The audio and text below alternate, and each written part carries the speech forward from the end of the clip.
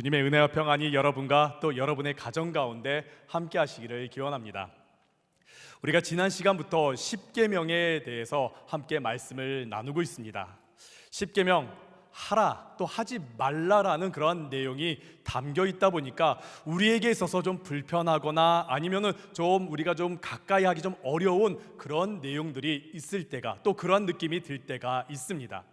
하지만은 종교개혁자 마르틴 루터는요, 그의 저서 대교리 문답에 그리스도인으로서 반드시 배워야 할 기초가 되는, 또 기본이 되는, 또 가장 필요한 5가지 교리에 대해서 말합니다. 첫 번째는 십계명이고요, 두 번째는 사도신경이고요, 세 번째는 주기도문이고, 네 번째는 세례, 다섯 번째는 성만찬입니다. 이는 우리 그리스도인들이 꼭 알아야 하고 또 배워야 할 기본적인 교리라고 말하고 있습니다.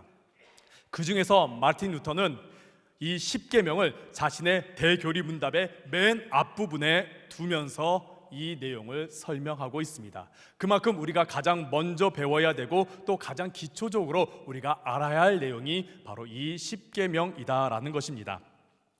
이 십계명 히브리어로 보니까요, 아세레트 하데바림이라고 그래가지고 10가지 하나님의 말씀이라는 뜻을 가지고 있습니다. 특히 다바르라는 단어를 사용하고 있어서 계명이라는 뜻보다는 말씀이라는 뜻을 더 가까이에 다가오고 있습니다.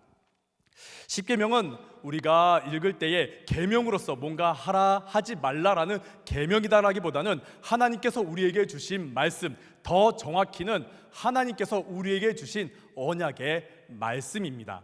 신명기서에 이 십계명에 대해서 설명하고 있는 부분이 있는데, 신명기 4장 13절에 있는 말씀입니다. 이렇게 말합니다. 여호와께서 그의 언약을 너희에게 반포하시고 너희에게 지키라 명령하셨으니 곧 십계명이며 두 돌판에 친히 쓰신 것이라. 십계명은 우리가 반드시 지켜야 될 하나님의 명령인데, 그 명령에 앞서서 이는 하나님께서 우리에게 주신 언약이다라고 말하고 있습니다. 언약이라는 것이 무엇입니까? 우리가 한쪽만 지키는 것을 언약이라고 말하지 않습니다. 쌍방이 함께 지키는 약속을 우린 언약이라고 말하고 있습니다. 이 언약의 말씀이 주어졌을 때가 성경책에 보니까 하나님께서 이스라엘 백성들을 출애굽하신 이후에 이 십계명을 주셨습니다. 십계명을 먼저 주시고서 이 계명을 지켜야지만이 너희들이 출애굽할 수 있다, 너희들이 구원받을 수 있다라고 하나님께서 말씀하신 것이 아니라, 하나님께서 이미 출애굽 구원하신 이후에 이 십계명을 주셨음을 우리가 볼 수가 있습니다. 그렇기 때문에 십계명에 있는 이 말씀은 우리가 지켜야지만이 구원받고 지키지 않으면 구원받지 못한다는 그런 의미가 있는 게 아니라, 십계명은 구원받은 우리가, 구원받은 하나님의 백성이 하나님의 백성답게 지켜야 할 계명, 그 내용이, 그 언약의 말씀이 바로 십계명이다라는 것입니다. 그래서 십계명에 있는 말씀은 하나님의 구원의 역사가 있은 후에 우리에게 주어진 말씀이기 때문에 그 십계명 안에는 우리가 하나님의 백성으로서의 그 정체성을 먼저 가지고서 우리가 지켜 나가야 하는 것입니다. 이 약속의 말씀이 주어졌을 때가 언제인가 봤더니 시내산, 즉 출애굽하고 나서 그들이 시내산까지 쭉 간 이후에 그곳에서 십계명을 받게 되는데, 십계명을 받을 때에 하나님께서 이렇게 말씀하셨습니다. 출애굽기 19장 5절에서부터 6절까지에 있는 말씀입니다. 세계가 다 내게 속하였나니 너희가 내 말을 잘 듣고 내 언약을 지키면 너희는 모든 민족 중에서 내 소유가 되겠고 너희가 내게 대하여 제사장의 나라가 되며 거룩한 백성이 되리라. 너는 이 말을 이스라엘 자손에게 전할지니라. 하나님께서 언약으로서 우리에게 계명을 주시는데, 언약이라는 것 아까 말씀드렸다시피 쌍방이 지켜야 할 약속입니다. 그러면 하나님께서 지켜야 할 약속의 부분이 있는데, 이 말씀을 보니까 하나님께서 지켜야 할 약속의 부분은 바로 이스라엘 백성들을 자신의 백성, 거룩한 백성으로 삼는다라고 말씀하고 있습니다. 이 말인즉슨 하나님께서 이스라엘의 백성, 하나님께서 선택하신 그 이스라엘 백성의 왕이 되겠다, 그들의 하나님이 되겠다라는 그런 약속의 말씀이 담겨져 있습니다. 하나님께서 왕이 되겠다, 그들의 하나님이 되겠다라는 그 의미는 그들 위해서 군림하고자 하는 그런 내용을 가지고 있는 것이 아니라 하나님께서 그들을 돌보시겠다, 하나님께서 그들을 지켜주시겠다, 하나님께서 그들과 함께 하시고 그들을 돌봐주시겠다라는 그런 의미로서, 온전한 왕의 의미로서 하나님께서 약속하신 내용입니다. 더불어 우리가 지켜야 될 부분이 있습니다. 우리는 하나님의 백성으로서 하나님의 백성다워야 된다라는 것이죠. 거룩한 백성이 되어야 한다는 겁니다. 그 거룩한 백성이 되기 위해서 하나님께서 우리에게 주신 그 거룩한 백성이 되는 방법이 바로 이 십계명에 있는 내용입니다. 우리가 하나님의 거룩한 백성이 되기 위해서 지켜야 할 것들이 바로 이 십계명의 내용들이라는 것이죠. 이 십계명의 내용을 우리가 지켜야 하는데, 하나님의 백성으로서, 구원받은 하나님의 백성으로서 우리가 지켜야 하는데, 그 중에 오늘 우리가 나누고자 하는 말씀은 첫 번째 계명, 바로 너는 나 외에 다른 신들을 내게 두지 말라입니다. 첫 번째 계명은 언제나 중요합니다. 모든 것에 가장 기초가 되고 기본이 되기 때문입니다. 그래서 마틴 루터도 아까 언급했던 대교리 문답에서 이 십계명의 1계명을 지켜야지만이 다른 모든 계명도 함께 지켜 나아갈 수 있다라고 말합니다. 왜냐하면 1계명이 모든 계명을 완성하는 중요한 연결고리이기 때문이다라는 겁니다.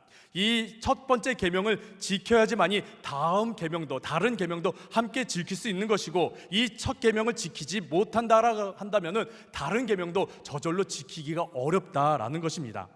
이 첫 계명 무엇입니까? 하나님께서 나 외에, 하나님 외에 다른 신들을 섬기지 말라, 두지 말라, 너의 마음 가운데, 너의 삶 가운데 두지 말라라고 말씀하고 있습니다.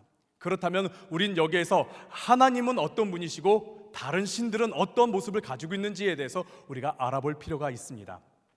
하나님 어떤 분이십니까? 이 세상을 창조하시고 또 전지전능하신 분이시며 유일하신 하나님, 한 분이신 하나님이십니다.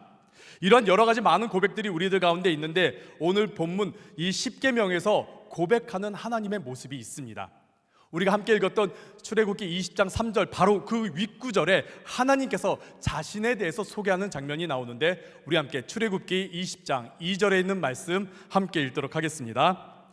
나는 너를 애굽 땅 종 되었던 집에서 인도하여 낸 내 하나님 여호와이니라.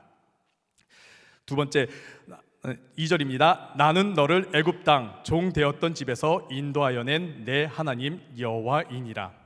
종 되었던 집에서 인도하여 낸 하나님.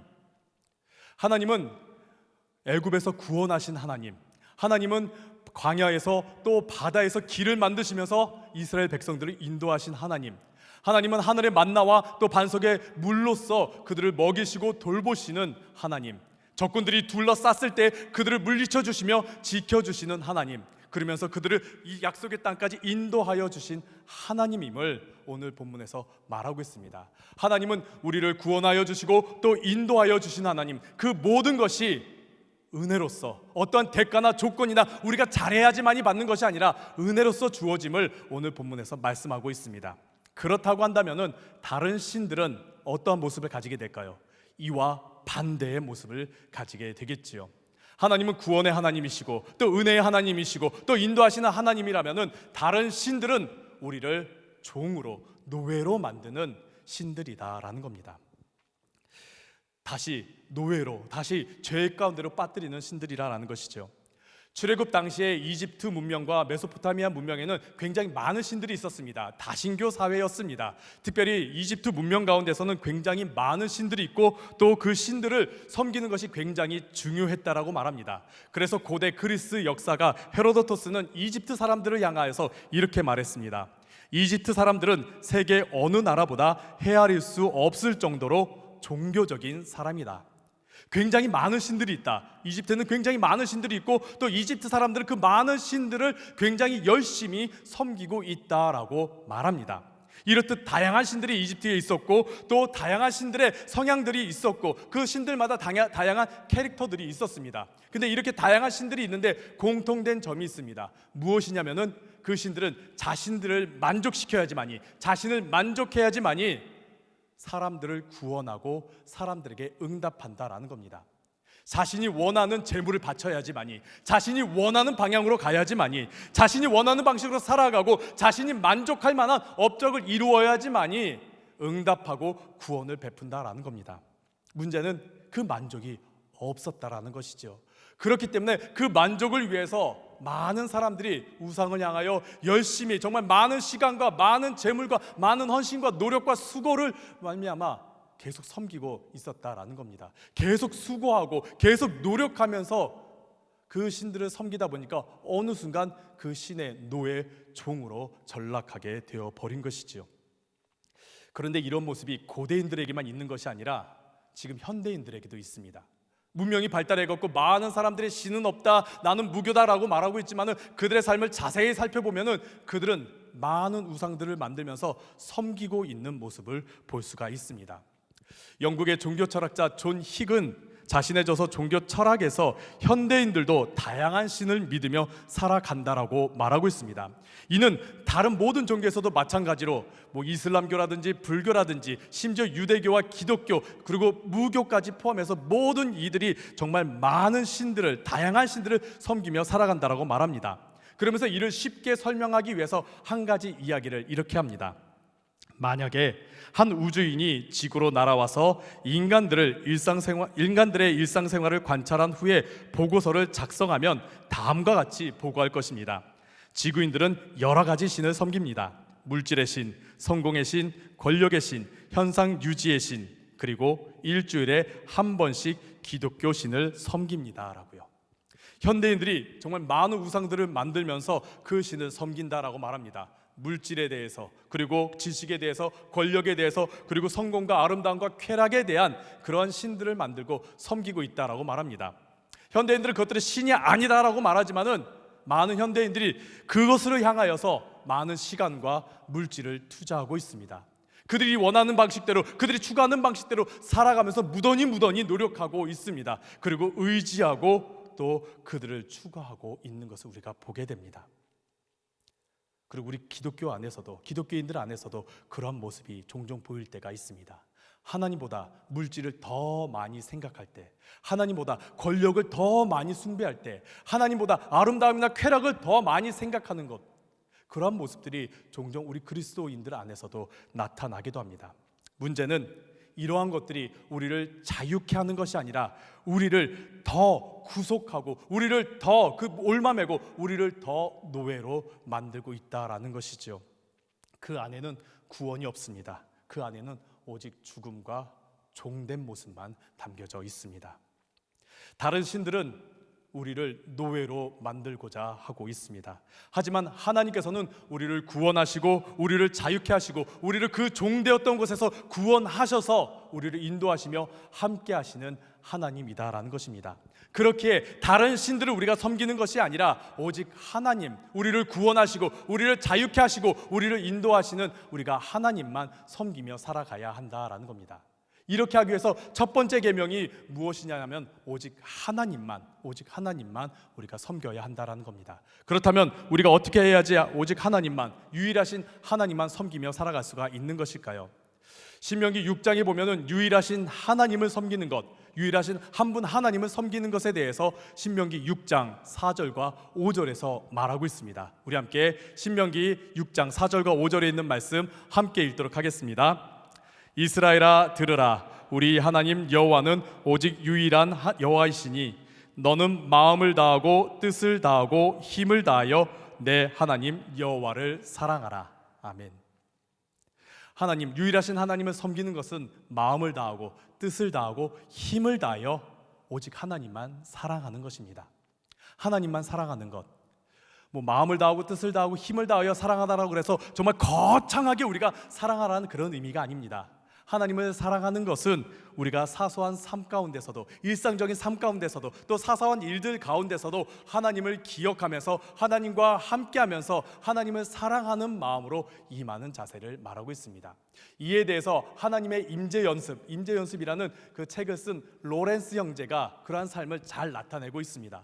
로렌스 형제는 자신의 일상적인 모든 삶, 사소한 삶 가운데서도 하나님께서 그 가운데 임재하신다라는 고백하면서 그 가운데서도 자신이 하는 모든 일들, 하다못해 후라이팬에 작은 계란을 요리할 때에 그 계란을 뒤집을 때에도 하나님을 사랑하는 마음으로 뒤집는다라고 그는 고백할 만큼 하나님께서 자신의 삶 가운데 임재하시고 하나님을 사랑하는 마음으로 그가 살아간다라고 고백하고 있습니다. 이렇듯 우리가 하나님만 섬기는 것은 다른 것을 우리가 생각하는 것이 아니라, 다른 것이 우리 마음 가운데 들어오는 것이 아니라 하나님만이 나의 삶 가운데 임재하심을 고백하면서 언제나 나와 동행하심을 우리가 고백하면서 그 믿음 가운데 하나님과 함께 한다라는, 하나님을 위해서 내가 살아간다라는 그런 믿음을 가지고 살아가는 것이 바로 하나님만 섬기는 것, 다른 것이 우리의 마음 가운데 우리의 삶 가운데 두지 않고 오직 하나님만 섬기며 살아가는 삶입니다. 이것이 오늘 우리가 함께 나누고자 하는 첫 번째 계명, 너는 나 외에는 다른 신들을 내게 두지 말라, 이 말씀을 우리가 실천하며 살아가는 것입니다.